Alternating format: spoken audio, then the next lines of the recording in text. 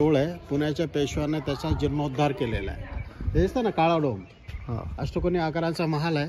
हा यादव लोकांचा महाल होता, यादव राजांचा महाल होता. शहाजहान किल्ल्यामध्ये आल्यानंतर त्या महालाला 12 खोल्या 12 कमानी लावल्या, म्हणून त्याला 12 दरी असं शब्दशः नाव पडलं.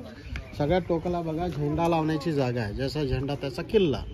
त्या झेंड्याच्या खाली तोफ आहे. त्या तोफेचं नाव आहे दुर्ग तोफ. दुर्ग म्हणजे किल्ला. पेशव्याने त्याचं नामकरण केलं, नाव ठेवलं दुर्गा, श्री दुर्गा. तर लोकलमध्ये त्याचं नाव पडलं दुर्गा. ही बनवलेली पितळाची, वजन 12 टन, मारक क्षमता 8 किलोमीटर. धातूचं उत्काम करून ही तोफ तिकडेच बनवण्यात आली आहे. त्याच्या खाली तो कोटा दिसतो काळ्या दगडांचा. आतमध्ये गुहेमध्ये संत जनार्दन स्वामीचं देऊळ आहे. स्वामीजी 15व्या शतकामध्ये किल्लेदार होते. भगवान गुरु दत्तात्रेयने दर्शन दिल्यानंतर संत बनले. हे संत एकनाथांचे गुरु आहे. संत एकनाथ या किल्ल्यामध्ये गुरुसोबत राहायचे. नंतर इसून शिफ्ट झाले पैठणला. पैठणमध्ये संत एकनाथाची समाधी आहे, त्यांचं घर आहे. त्यांच्या गुरुचं इकडे पादुकांचं देऊळ आहे. खऱ्या समाधीचा रेकॉर्ड गव्हर्नमेंटकडे नाही आहे, परंतु लोक याला समाधी मानतात आणि त्यांची पुण्यतिथी या किल्ल्यामध्ये साजरी केली जाते. तर मार्गशीर्ष महिन्याची जी दुसरी एकादशी असते त्यावेळेस या किल्ल्यामध्ये यात्रा भरवली जाते. वारकरी लोक, भक्त लोक दर्शनाला येतात. तर आपण भारत मातेचं देऊळ बघूया. बाहेर पडून चांद मिनारची माहिती बघूया. पाच घुमतो म्हणून. अच्छा, म्हणजे जसं रायगडवरती जे आहे ना सभागृह आहे शिवाजी महाराजांचं, तर तिथे मध्यभागी थांबल्यानंतर टाळी वाजल्यानंतर किंवा आवाज दिल्यानंतर मागच्या लोकांना ऐकू येतं. तसं त्यांनी तर इको होतं म्हणून. अच्छा, प्रतिध्वनी निर्माण होतो ते दाखवले.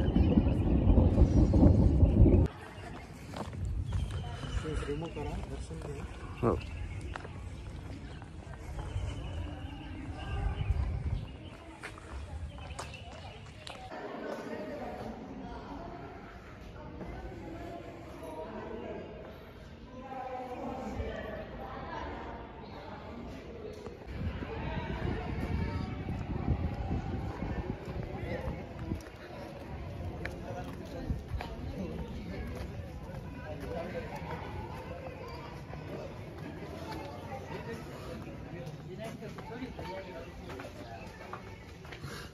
चंद्र दाखवलेला पितळाचा, म्हणून ह्याला चांद मिनार असं नाव पडलं. 1447 मध्ये हसन गंगू बहामनीने विजयस्तंभाच्या रूपामध्ये याला बांधलेला आहे. जो दिल्लीचा मिनार आहे ना कुतुब मिनार, त्याचा कॉपी करण्याचा प्रयत्न केलेला आहे. हा खोटा आहे. याच्यामध्ये आणि कुतुब मिनारमध्ये फरक असा जाणवतो उंचीचा. याची उंची 70 मीटर आहे, कुतुब मिनारची उंची 72.5, फक्त 2.5 मीटर लहान आहे कुतुब मिनारपेक्षा. दुसरा फरक आहे बाल्कनीचा. याच्यामध्ये 3, कुतुब मिनारमध्ये 5. तिसरा फरक दगडांचा. कुतुब मिनार लाल दगडामध्ये आहे, हा काळ्या दगडामध्ये. सुंदर दिसावा म्हणून प्लास्टर लावून गुलाबी, शहराचा गुलाबी कलर होता. मागील 15 वर्षामध्ये याची डागडुगी करण्यात आली. डागडुगी लपवण्यासाठी गेरूचा कलर दिलेला आहे.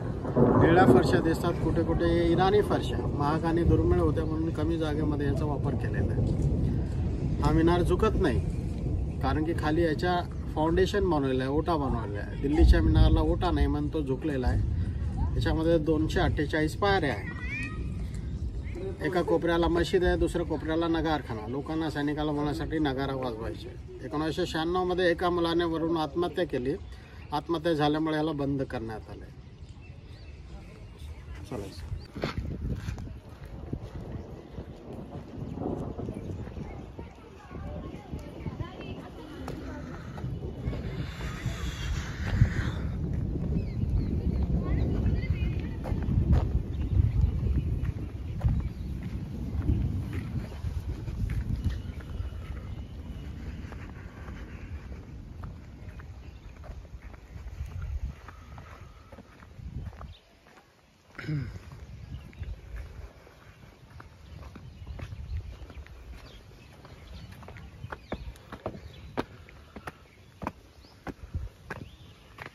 आता हे बघा, 2019 मध्ये आर्किओलॉजिकल सर्वे ऑफ इंडियाने हे तोफाचं म्युझियम, वस्तू संग्रहालय बांधलेलं आहे. तर टोटल तोफा किल्ल्यामध्ये 269 आहे. त्यापैकी 37 तोफा इथे ठेवलेल्या आहे.